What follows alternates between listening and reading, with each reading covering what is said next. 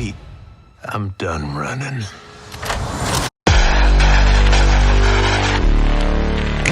Hi, I'm Jack, and welcome back, because today I'm going to give you guys my spoiler review for the newest movie in the Marvel Cinematic Universe and the Guardians of the Galaxy trilogy that came out in theaters just a couple of days ago. Guardians of the Galaxy Volume 3. Let me know down below in the comment section what's your opinion on this movie. I'd love to know that, and feel free to talk about spoilers because this is a spoiler review, so this is your only warning. And with that said, let's get started. If you've seen my non-spoiler review for this movie, you would know that I loved Guardians of the Galaxy Volume 3. I thought it was a satisfying conclusion to the trilogy. It ended things on a really strong note, and it worked really well for me, especially on a rewatch. And James Gunn did a really good job of balancing the tones in this movie for being lighthearted, humorous, charming like the other two movies, while having a much more darker, mature edge to it, especially with depicting stuff like animal cruelty, the Rocket's origin story being heartbreaking, High Evolutionary being a nasty, cruel antagonist. He balanced it really well to where not a humorous moment undercuts a joke, or it gets too dark. It has its moments, and it definitely goes there. It's definitely the most mature movie in the trilogy, but he doesn't lose the magic of what I love about these characters and this movie. A big part of the movie is Rocket's origin story, where ever since Volume 1, we've been getting teases of Rocket's origins with his back, the cybernetics on him, and even in later movies, we see why Rocket is the way he is. We see how Rocket came to be, and it is nothing short of heartbreaking. There are so many scenes from Rocket's past that brought tears to my eyes, with his relationship with Lila, Floor, and Teefs, and how the High Evolutionary used him and treated him, and seeing Rocket just when he was younger. It really was heartbreaking how that was depicted, because it doesn't shy away from how High Evolutionary is such a nasty villain. See how Rocket ends up being as smart, as intelligent, and clever as he is. And when we see that Rocket and his friends had plans to go to this new world and do these things they wanted to do, and Rocket was going to break him out because they found out that they were not going to escape the place. And when High Evolutionary killed Lila, and later Teefs and Floor, I was devastated. That scene brought so many tears to my eyes. And Bradley Cooper was phenomenal as Rocket in Volume 3. This is really his best performance as his character, and I've always loved him.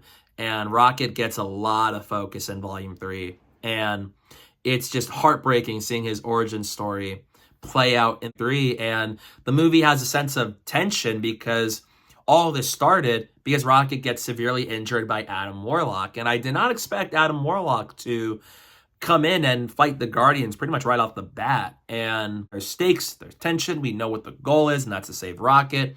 We know who our threat is. That's the High Evolutionary, and that people are going to be after them. It is a movie that's mature, still has a charm, but it's full of tension. We know what the goal is. And these characters are all done very well. Everybody is marvelous in this movie. This is my favorite performance from even Chris Pratt as Star-Lord, Pom Klementieff as Mantis. Both of them are excellent in Volume 3. With Star-Lord, we see how he will go do whatever it takes to save Rocket's life, and he won't back down to anybody who stands in their way. And Mantis, her character evolution in this movie is also really great, and I loved her in Volume 2, Infinity War, and even the holiday special, which I really enjoyed. And her relationship with Drax is really nice to see. They have this nice back and forth banter with one another, especially with Mantis talking to Nebula, with Drax about how, oh, Drax, you're stupid. That's actually hilarious. And how Drax treated her in a similar manner in Volume 2, and just the heartwarming moments from them I loved. And adding to that, we really see more of how powerful Mantis really is in this movie. And Dave Bautista's Drax is a character who, for a while, I thought he was going to bite the dust in this movie, that this was going to be his final movie, he's going to sacrifice himself. And I'm a big fan of where they left him off, where he gets the second chance at being a father, where when Nebula, Mantis, and Drax were on board the High Evolutionary ship and there were all these children held captive, I really liked that Drax gets to finally retire being the Destroyer, and he gets a second chance at being a father after he lost his wife and daughter to Ronan and Thanos, but now both of them are gone.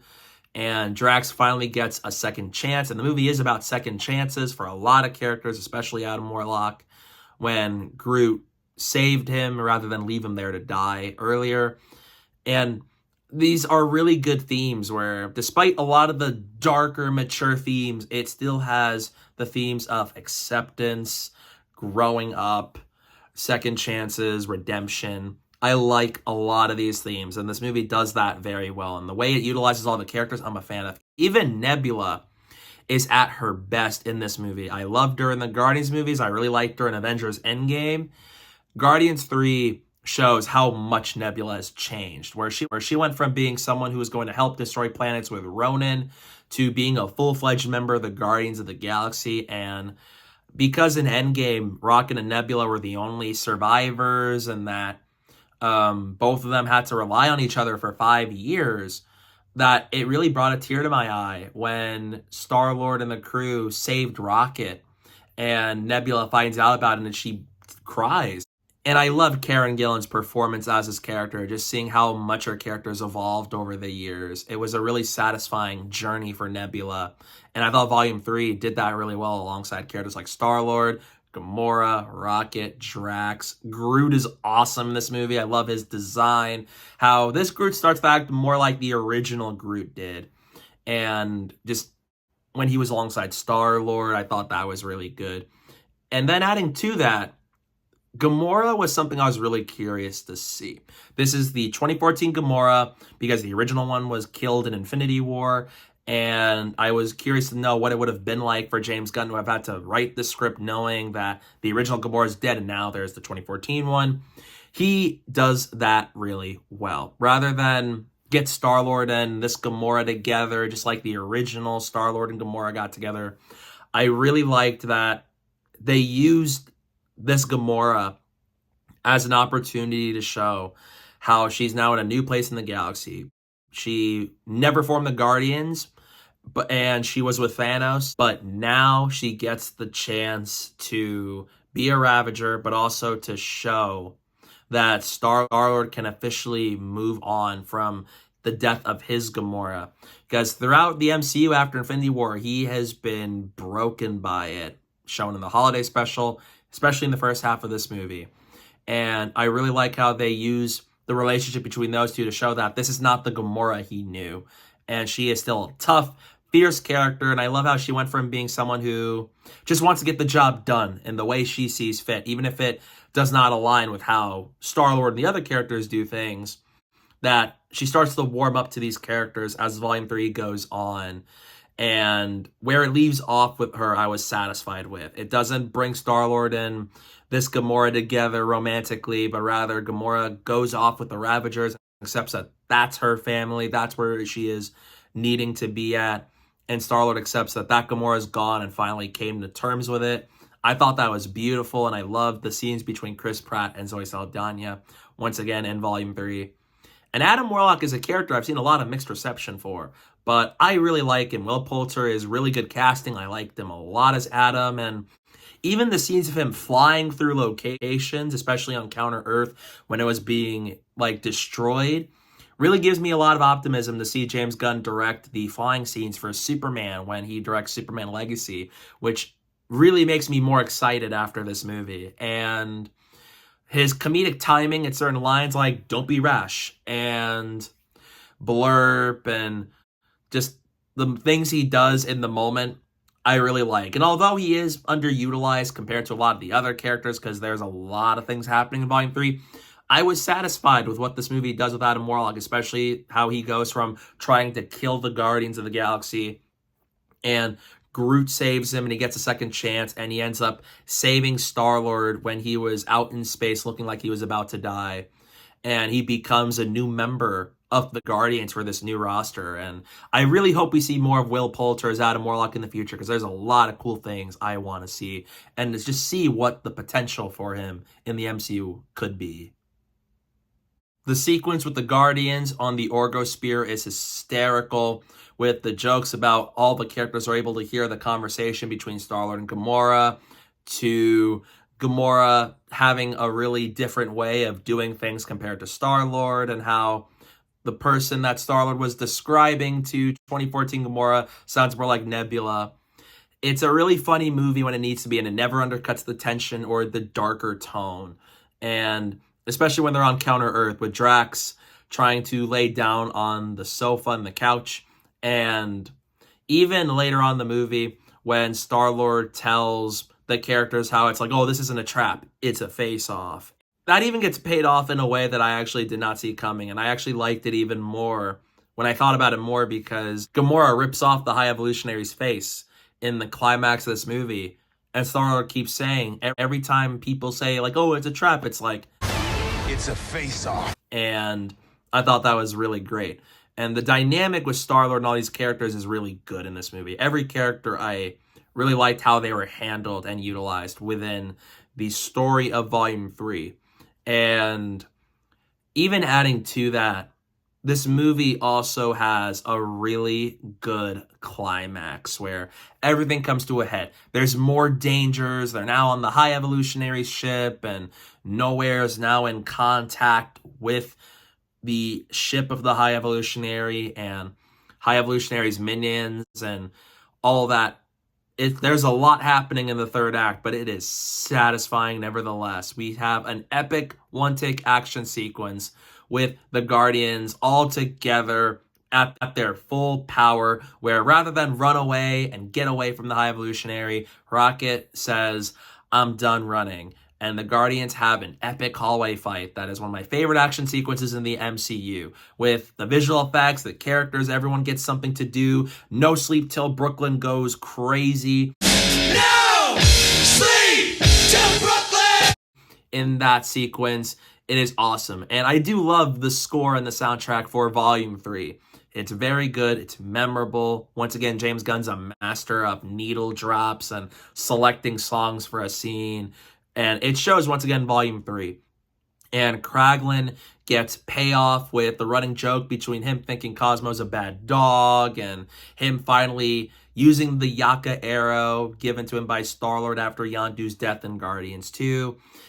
And him seeing Yondu for a couple seconds was emotional for me. I love Michael Rooker, and I love him as Yondu. And his death breaks my heart every time I watch Guardians 2. And to see him for a split second, to finally be the boost that Kraglin needs to help save the day, was amazing. I love that so much. And within the small screen time both Kraglin and Cosmo had, I really liked how both characters were utilized. I also like how the story continues to get even more dangerous for our characters, because it went from being a story about the Guardians trying to save Rocket to now they saved him, and now they have to encounter the High Evolutionary once again, because it turns out Drax, Mantis, and Nebula discovered there's a bunch of captured children and creatures on the ship, and that rather than just get away, they should go save them. And shows that the Guardians are once again out there being heroes, being guardians, protecting the galaxy, saving people. And Chukwudi Iwuji is so good as his character, because I've never hated an MCU movie villain to the degree of High Evolutionary. His performance is brilliant. I loved him in Peacemaker, and I thought it was great that James Gunn hired him for this role. And I could not have imagined anybody else, because Chukwudi Iwuji really just channeled a mean, cruel character where there's no sympathy to him. All he wants is to create the perfect society, and he has no remorse for any cruel acts he commits. And I like to see that, because we have a lot of villains in movies nowadays that tend to be the sympathetic character, where it's like, oh, you see why they're doing this, or you learn why they are the way they are. But just like how I felt with Miles Corch in Avatar: The Way of Water, I just want to see villains who are playing evil, a character that we want to see be defeated. And James Gunn knows how to do that well. Ronan was not the greatest villain, but I loved Ego, I loved Starro, and even the White Dragon in Peacemaker, and now another winning streak villain for James Gunn's movies with High Evolutionary. and despicable villain.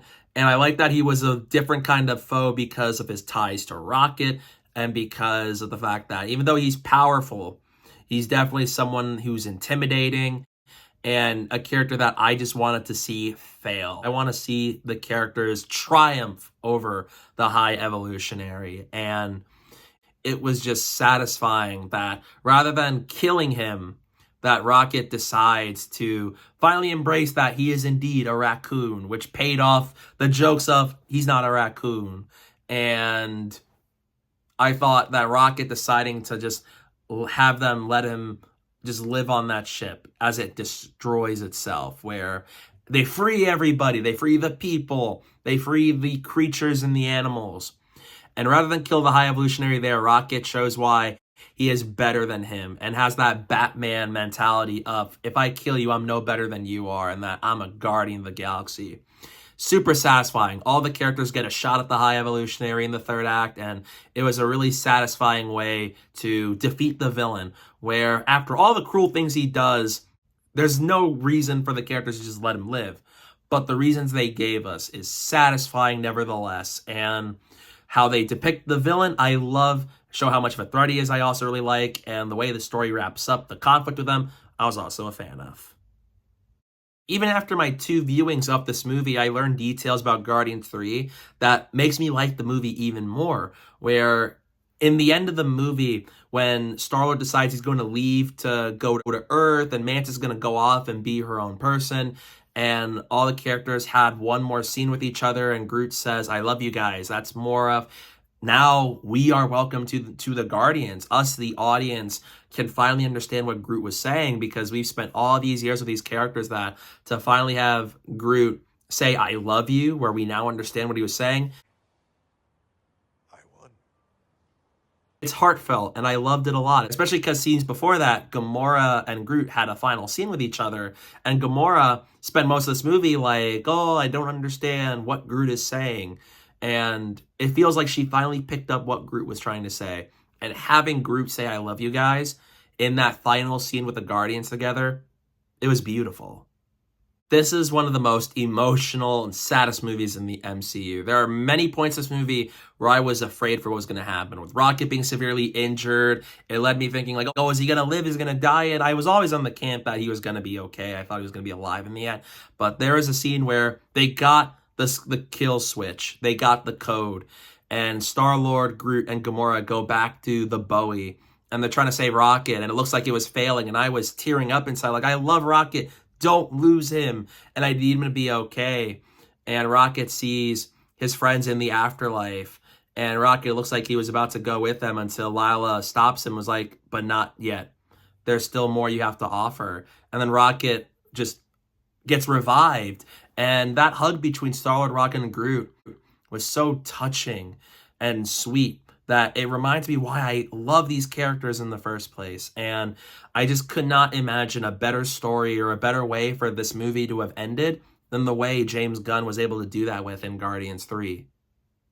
And adding to that, I like that all these characters on the Guardians roster ended up surviving, because I thought for a while like half of the characters are going to bite the dust in this movie, and the endings we got for them, I was satisfied with each and every one of them. Adam Warlock gets a second chance to be a person after Aisha died on Counter Earth, and rather than kill Groot, Groot saves him, and Adam Warlock ends up saving Star-Lord, where Star-Lord got stuck back on the ship as it was being exploded, and he was out in space, and I thought he was going to be dead right there.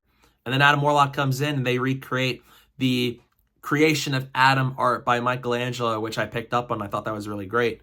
And he saves Star-Lord, and Gamora just accepts how you and I were fun in another universe. It really reminded me of in another universe scene and everything everywhere all at once. 如果有来生，我还是会选择和你一起报税，开心一点。 Which I really liked. And Drax gets a second chance of being a father. Nebula's going to help watch over the kids on Nowhere. Mantis goes off to be her own person. and Rocket gets to lead the new roster of Guardians of the Galaxy, and Star-Lord gets to go back to Earth and rekindle his relationship with his grandpa.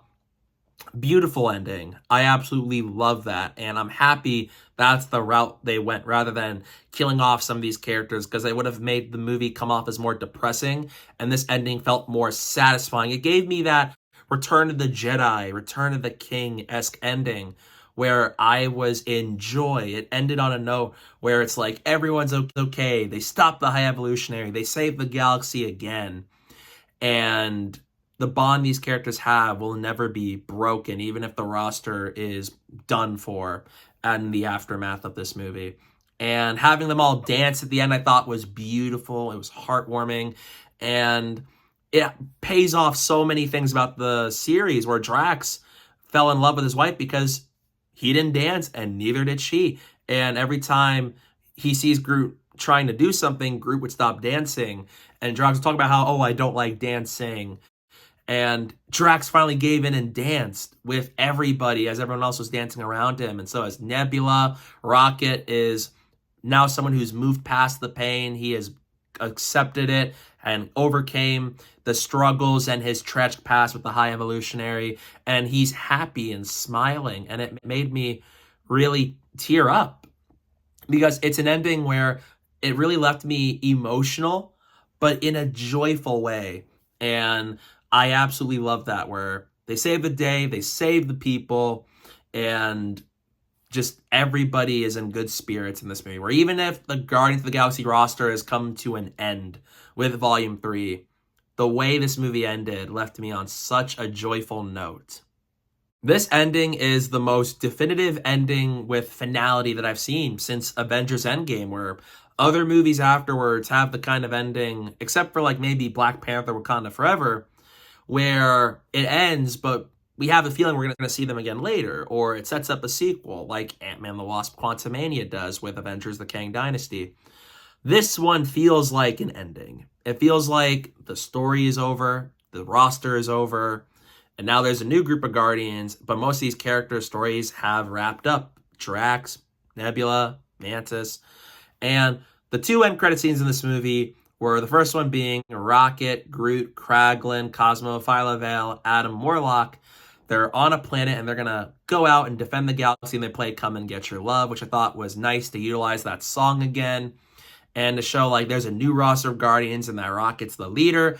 And the last end credit scene is where Peter and his grandpa are in the kitchen. They're sitting at the table. Star-Lord's eating cereal and his grandpa is reading a newspaper. They have a little conversation.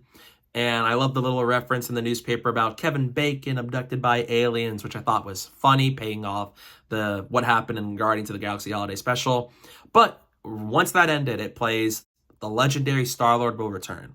And it leaves me very curious because I love Chris Pratt as Star-Lord, but for a movie like this, I did not expect there to be a the character will return type deal. So I wonder what Chris Pratt will return to Star-Lord for, because I don't really think there's a project in mind that I could think of.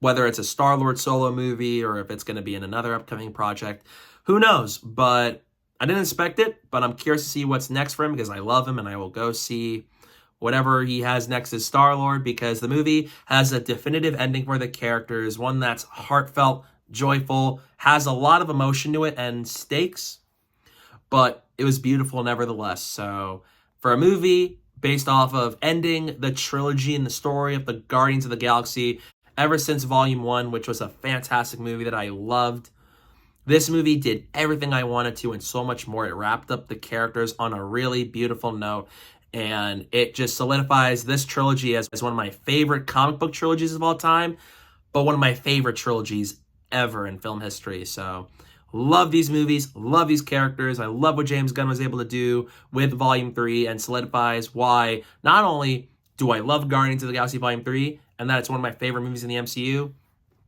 this is also one of my favorite concluding chapters to a trilogy of all time.